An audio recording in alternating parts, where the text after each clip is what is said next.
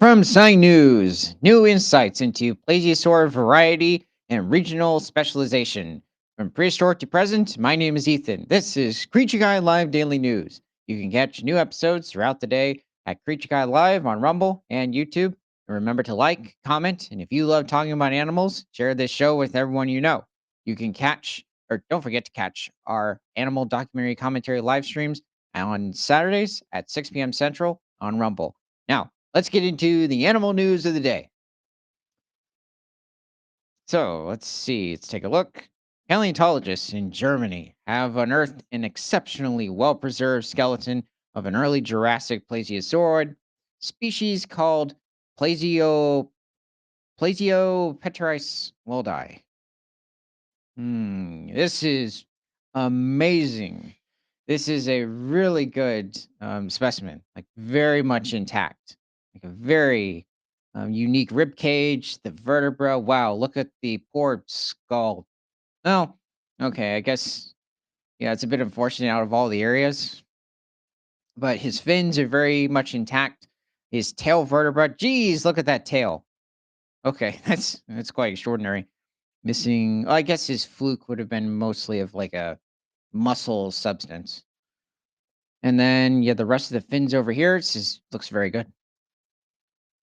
Wait a second, 50 centimeters. So that would be what, 6 feet?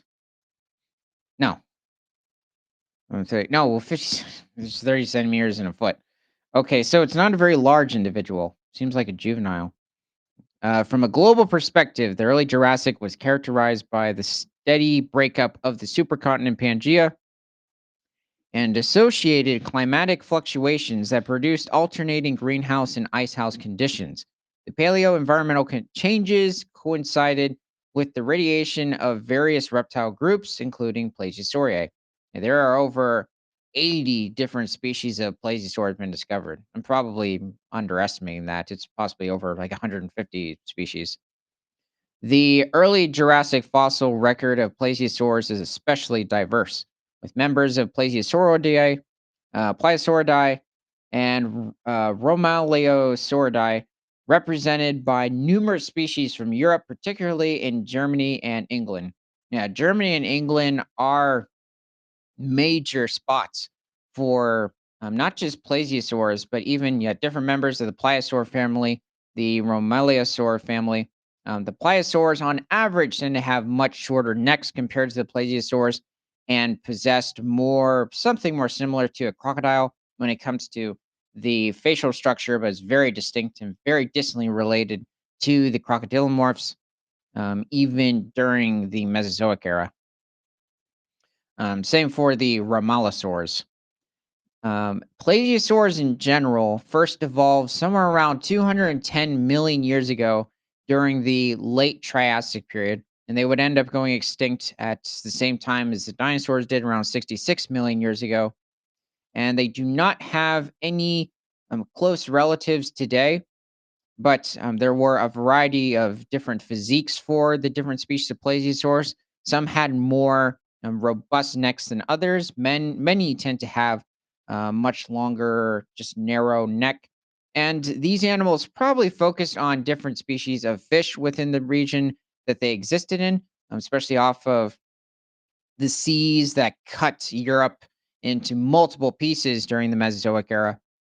You would have had a wide variety of different species of squid, cephalopods in general, like the wide variety of different subfamilies of ammonites that would have existed throughout the Mesozoic that these plesiosaurs would have fed on.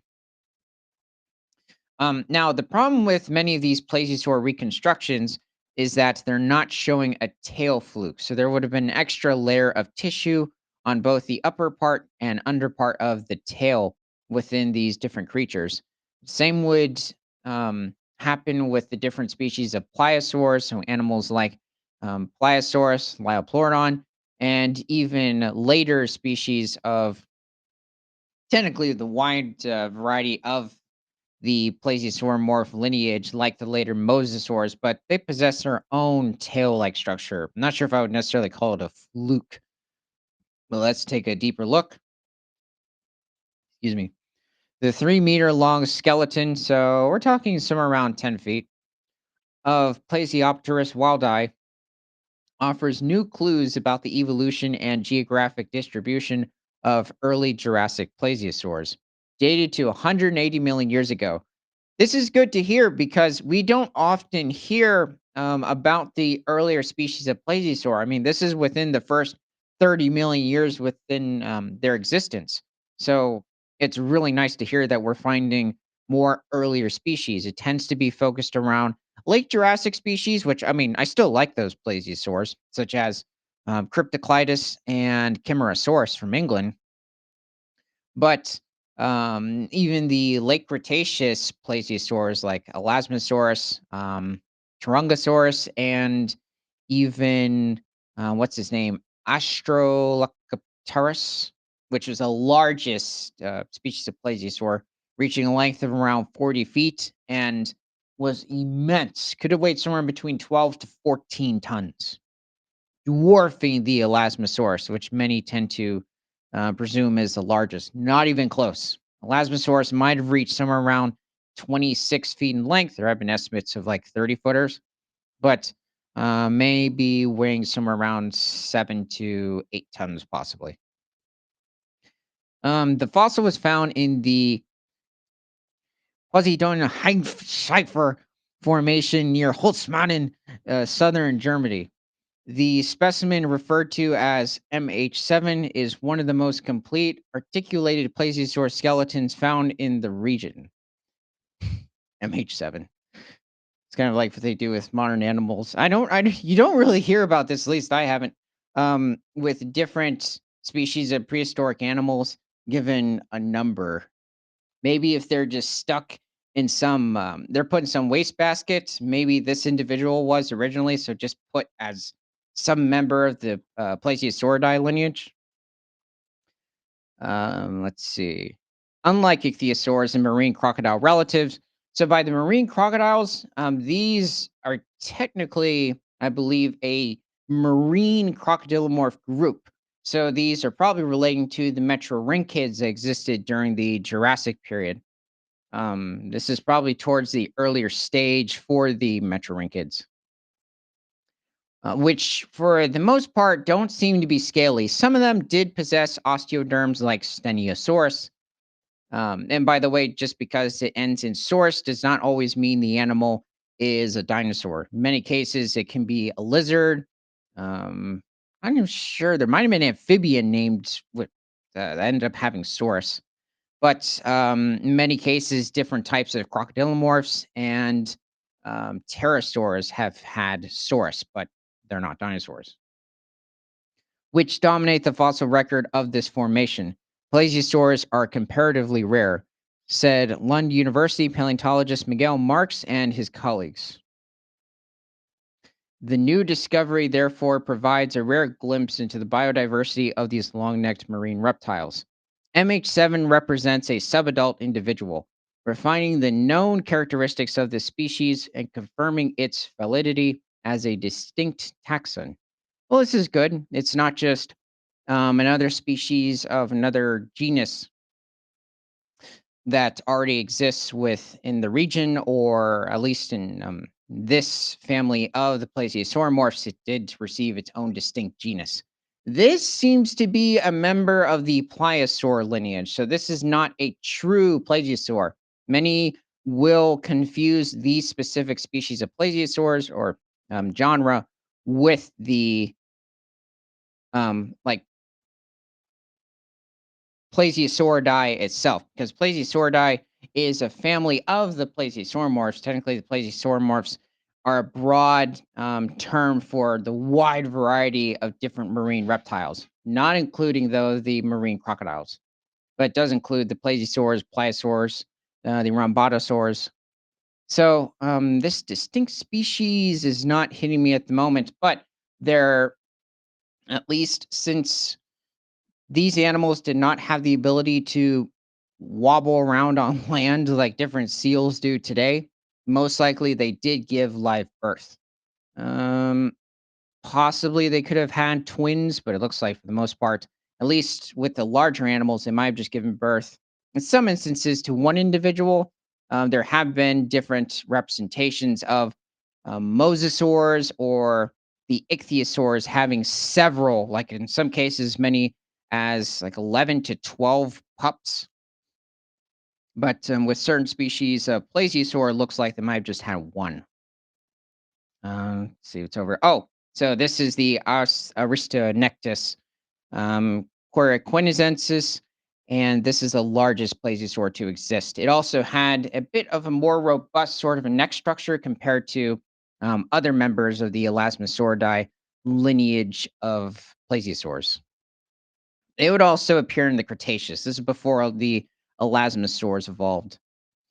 So the phylogenetic analysis indicates that Plesiopterus, no, yeah, Wildi is an early diverging plesiosauroid closely related to Franconeosaurus brevispinus. So also a member of Plesiosauridae.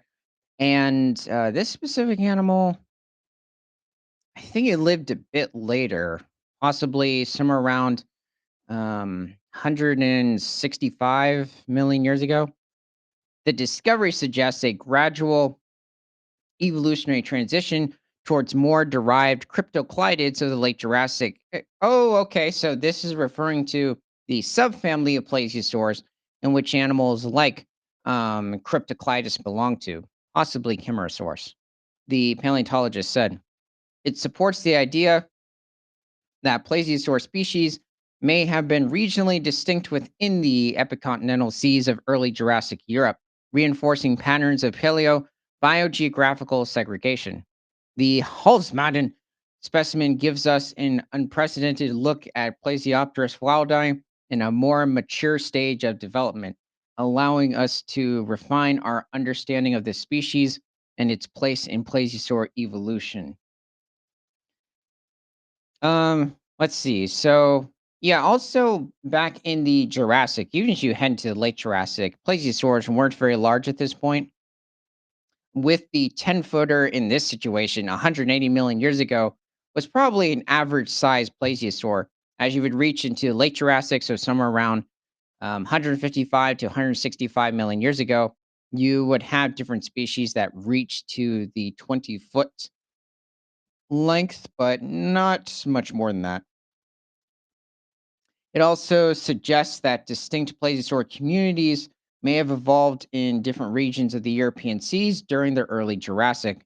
Our research reinforces that plesiosaurs were already evolving specialized adaptations and distinct regional lineages much earlier than we used to believe, added Dr. Sven Sachs, a researcher at the Naturkunde Museum Bielefeld.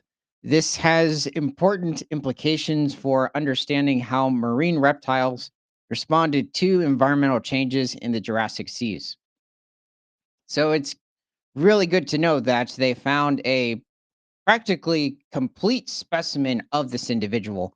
I don't think they're going to completely excavate the specimen from the sediment because, in many cases, especially with these types of animals, um, referring to the plesiosaurs, they're very delicate. And I think it would be better just to keep it connected.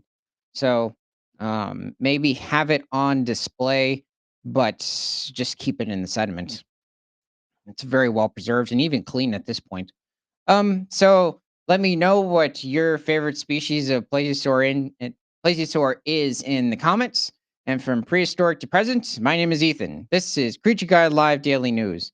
You can catch new episodes throughout the day at Creature Guide Live on Rumble and YouTube. And remember to like, comment, and if you love talking about animals, share this show with everyone you know. Don't forget to catch our animal documentary commentary live stream on Saturdays at 6 p.m. Central on Rumble, because nothing is better than all animals all the time.